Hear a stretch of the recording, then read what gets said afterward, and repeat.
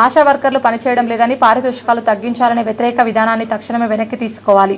పారితోషికాలు తగ్గించకుండా యథావిధంగా మొత్తం గతంలో చెల్లించినట్లుగా సకాలంలో చెల్లించాలి.